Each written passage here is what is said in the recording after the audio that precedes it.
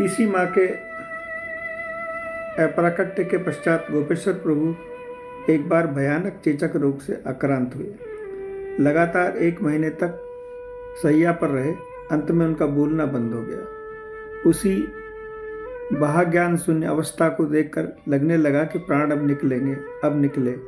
पर उन अवस्था में भी वे परमानंद पूर्वक नाना प्रकार के सुख स्वप्न देखते रहे। कभी देवलोक में जाकर आनंद पूर्वक विचरते, कभी भूलोक में जाकर निताई गौर की सेवा करते। शेष रात्रि में उन्होंने देखा कि राक्षसी के समान कराल बदन एक स्त्री उन्हें कहीं ले जाने का उद्योग कर रही है। उस समय पीसी माँ गोस्वामी निताई गौर के साथ उनकी सैया के पास आकर खड़ी हुई। राक्षस मूर्ति उन्हें देखकर अंतर्हित हो गई। परम दयालु निताई उनके अंग पर श्रीहस्त फेरते हुए बोले, दादा उठो, तुम ऐसे पड़े रहोगे तो कौन हमें खाने को देगा? उठो, बड़ी भूख लगी है। थोड़ी देर में गोपेश्वर प्रभु को होश आया। उनकी छाती में जमा ढेर सा कफ स्वतः ही निकल पड़ा। वे उठकर बैठ गए। उन्हें लगा कि उनके शरीर में कोई व्याधि ही नहीं थी। गोपेश्वर गोस्वामी प्रभु बाल ब्रह्मचारी थे। निताई गौर की सेवा में आने से पूर्व वे तीर्थों में भ्रमण करते रहते थे। एक स्थान पर बंध कर बैठना उनके स्वभाव के विपरीत था, इसलिए निताई गौर की सेवा का भार वे नहीं लेना चाहते थे। पर पीसी माँ के विशेष आग्रह से उन्होंने निताई गौर की इच्छा के विवश होकर उन्हें सेवा लेने को बाध्य होना पड़ा।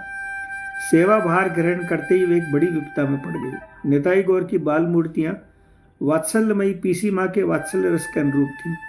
श्रीपाद गोपेश्वर प्रभु परम गौर भक्त थे, पर वे सख्य रस के साधक थे। बाल गौर और बाल निताई की सेवा में उनके प्राण नहीं बढ़ते। कुछ लोगों का कहना है कि उन्होंने निताई गौर से प्रार्थना की कि जिनके फलस्वरूप वे धीरे धीरे बढ़ने लगे और कई वर्षों में पूर्ण गौरव किशोर अवस्था को प्राप्त अपना वर्तमान रूप धारण किया।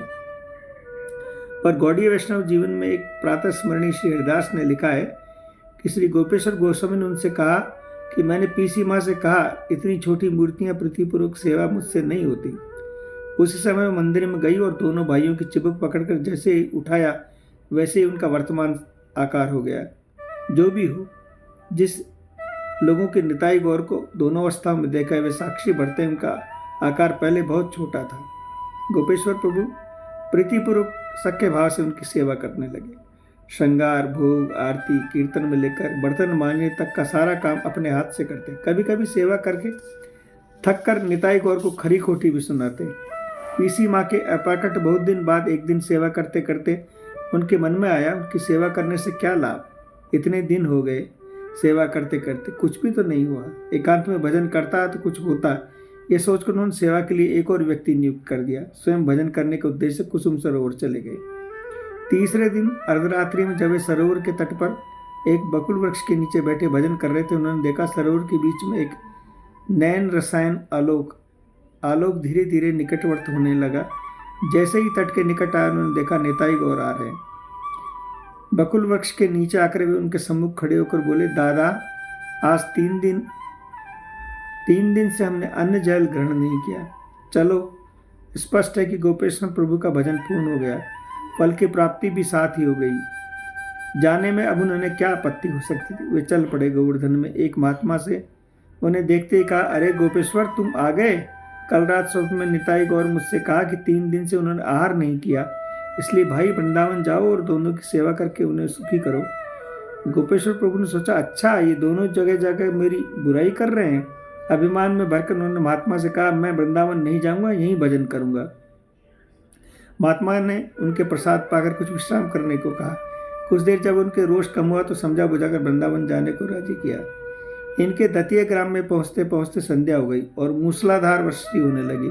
रात्रि यहीं व्यतीत करने के उद्देश्य से ब्रजवासी के घर रह गए। उधर निताई गौर बेचैन से उनके आगमन की प्रतीक्षा कर रहे थे। एक एक क्षण उन्हें भारी पड़ रहा था। सवेरा होते ही एक तांगे वाला गोपेश्वर गोस्वामी को खोजते खोजते उस ब्रजवासी के घर पहुंचा और उनसे बोला, गोपेश्वर गोस्वामी कहाँ हैं? मुझे उन्हें वृंदावन ले जाना है, ऐसा मुझे स्वप्नादेश हुआ। गोपेश्वर प्रभु तांगे में सवार हो वृंदावन पहुंचे। मंदिर में ड्योढ़ी पर पहुंचे भीषण दुर्गंध का अनुभव हुआ। सेवक ने पूछा, ये दुर्गंध कैसी है?